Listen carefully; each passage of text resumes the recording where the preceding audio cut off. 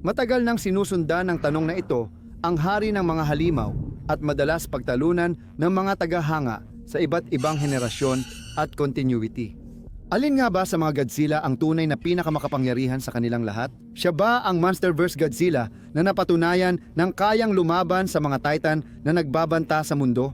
Si Shin Godzilla ba na dahil sa kakayahan niyang agad mag-evolve ay hindi lang halimaw kundi parang di mapigilang biolohikal na sakuna? Paano naman si Burning Godzilla? Isang naglalakad na nuclear meltdown na kayang lipulin lahat sa paligid niya. Baka si Final Wars Godzilla na dumurog sa buong roster ng mga kaiju sa napakabilis na panahon, o baka naman si Godzilla Earth o Singular Point Godzilla. Ang bawat Godzilla ay may sariling karapatang angkinin ang titulo, pinakamakapangyarihan. Pero paano kung sabihin ko sa'yo, wala talaga sa kanila ang tunay na pinakamakapangyarihan? Yun daw ang sinasabi sa atin. Ngayon, pag-uusapan natin ang bersyon ng Godzilla na tinukoy ng kanyang lumikha bilang pinakamalakas na anyo. Mga residente, ito si Jacob. Sobrang nakakabaliw ang linggong puno ng balita at update kay Godzilla. At taos puso akong nagpapasalamat sa inyong lahat sa suporta na ipinakita ninyo sa pamamagitan ng panunood ng mga video na ito, pag-iiwan ng mga komento at pag-subscribe sa channel. Dahil nabanggit ko na rin, kung hindi ka pa nakaka-subscribe sa channel, ano pang hinihintay mo? Tapusin natin ang linggong ito sa isa pang malaking pasabog. Isang bagong Godzilla na pinapagana ng kakaiba at nakakatakot na pinagmumulan ng enerhiya. Isang bersyon na tinaguri ang pinakamakapangyarihan sa lahat, Kaisei Energy Godzilla. Ngayon, pag-uusapan natin kung sino si Godzilla, saan siya galing, bakit siya delikado, at kung saan mo siya mapapanood. Umupo ka at mag-relax. Simulan na natin. Para maipakita agad ang tamang tono, magsimula tayo sa quote mula sa comic series na ang mga nilalang ang pagpapakawala ng panahon ng mga kaiju. Nag-uunahan ang mga bansa na maghanap ng paraan para itapon ito sa dagat. Sa totoo, hindi madaling matalo si Godzilla. Ang tila walang katapusang Kaisei power ay ibig sabihin mahaba at mainit ang digmaan. Halos nasabi na ng talatang, yan ang lahat ng dapat mong malaman sa bersyong ito ni Godzilla. Si Kaisei Godzilla ay nasa mundong alam agad ng tao kung gaano sila kahina kumpara dito. Nagkakagulo ang mga bansa sa paghahanap ng solusyon, armas at estratehiya laban sa halimaw na ayaw magpatalo. Bahagi si Kaisei Godzilla ng bagong serye ng comics na halos isang taon nang tumatakbo at planong ituloy hanggang 2026. Aaminin ko sa inyo, hindi ko pa talaga nababasa ang seryeng ito, kaya bago pa ito para sa akin. Pero matapos kong makita ang disenyo, malaman ang pinagmumulan ng kapangyarihan, at marinig ang reaksyon ng mga tagahanga, natutokso akong subukan ito agad. Kaya ipaalam nyo sa akin sa mga komento. Lahat kayo!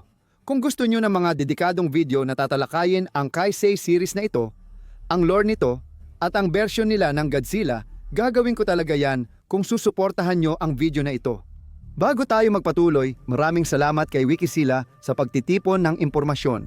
Dahil sa kanila, maayos nating matatalakay ang bersyon na ito ng Godzilla. Dahil hindi ko pa natitingnan ang seryeng ito at kailangan ko na sigurong gawin iyon. Matapos makuha ang opisyal na pahintulot mula sa Toho para muling idisenyo si Godzilla, nais ng Idea and Design Works Publishing na gawing tunay na kanila ang Goji. Pinabuti nila ang disenyo, nire-respeto pa rin ang mga katangian ni Godzilla kaya agad siyang makikilala. Nakipagtulungan ang team sa Toho para gawing tunay at nakakatakot ang bersyong ito, pinino ang bawat detalye. Godzilla. Sa unang tingin, nandoon pa rin ang karamihan sa klasikong katangian ni Godzilla. Pero may dalawang disenyo na nagtatangi kay Kaisei Godzilla sa mga nauna. Mga bersyon ng G-Man, ang ulo at panga. Ang hugis ng ulo ay mas matalim at mas matulis, na nagbibigay sa kanya ng mas agresibong anyo. Pero ang mga panga talaga ang nagpapakita na isa siyang kontrabida. Ang pagkakagawa nito ay nagpapakitang si Godzilla ay lantad at halos malupit. Hindi lang siya tumutugon sa sangkatauhan, kundi aktibong nilalabanan at parang nakikipagdigma rito. Hindi isang maling naintindihang puwersa ng kalikasan ang Godzilla na ito. Isa itong halimaw na may layunin, tapos kakaibang kulay pa si Godzilla rito.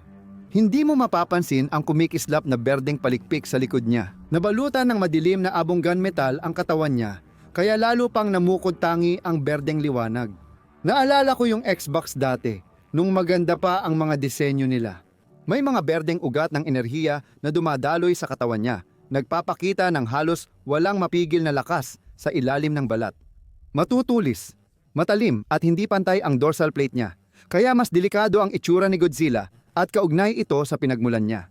Hindi tulad ng karamihan sa tradisyonal na Godzilla, iba ang pinagmulan ni Kaisei Godzilla at hindi ito mula sa nuclear test.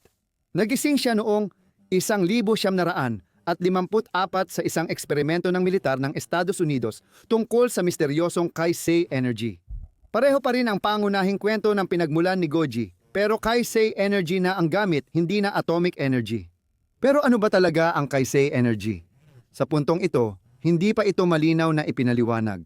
Nalaman ko na ito'y malakas na pinagkukunan ng enerhiya na kayang buhayin at panatilihing gising si Godzilla lampas sa normal na limitasyon. Kahit may bagong lakas, umaasa pa rin si Kaisei Godzilla sa mga klasikong paraan ng paninira.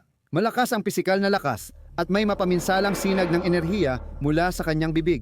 Pero sino ang nakakaalam kung anong mga bagong kapangyarihan ang lilitaw kapag si Godzilla ay umabot na sa kanyang Kaisei Energy form, yung tinatalakay natin sa video na ito. Nang hindi pumapasok sa matitinding spoilers, na sa tingin ko ay medyo na-spoil ko na rin para sa sarili ko. Sa isang kritikal na bahagi ng kwento, may mangyayari kay Godzilla na magdudulot ng kanyang pagbabago, na magbabalik sa kanya bilang Kaisei Energy Godzilla. Ito ang tinatawag nilang pinakamakapangyarihang Godzilla sa lahat. Sa itsura, kakaiba ito sa lahat ng nakita natin dati mula sa mga karaniwang disenyo ni Godzilla. Hindi lang mas makapangyarihan si Godzilla, siya mismo ay gawa sa kapangyarihan. Ang katawan niya ay halos parang hindi totoo, parang multo, na para bang binubuo ng purong enerhiya imbes na laman at buto. Hindi siya mukhang isang nilalang kundi mas parang isang demonyo. Kahit hindi mailipat sa animation o live action ang bersyong ito ni Godzilla, sapat na ang disenyo niya para maiparating ang ideya. Sa tingin ko, mukha talaga siyang hindi mapigilan, nakakatakot at higit sa lahat astig. At talagang karapat dapat siyang tawaging pinakamakapangyarihang Godzilla kahit sa ngayon. Pero pinagdedebatehan pa rin kung dapat bang isama ang ilang comic version ni Godzilla sa usapan tungkol sa pinakamakapangyarihang Godzilla. Kasi, alam mo naman, kapag nasa comics, mas marami silang pwedeng gawin kumpara sa pelikula o television show. Mahirap husgahan, pero mukhang ito na ang pinakamakapangyarihang Godzilla na nakita natin. Opisyal na darating si Kaisei Energy Godzilla sa ika-4 ng Pebrero sa susunod na taon. Mukhang para lang sa comics ang seryang ito at mahirap na itong ibenta ngayon para makuha ang interes ng mga tao. Malinaw na sumisikat na ito at ngayon ang tamang panahon para balikan lahat ng anyo ni Godzilla, hindi lang yung sa telebisyon at pelikula. Tama po iyan, ako si Jacob, salamat sa panunood ng video na ito. Maligayang maagang Pasko at bakasyon sa inyong lahat at magkikita tayo sa susunod. Hindi mo sinabi ang mahiwagang salita, paalam.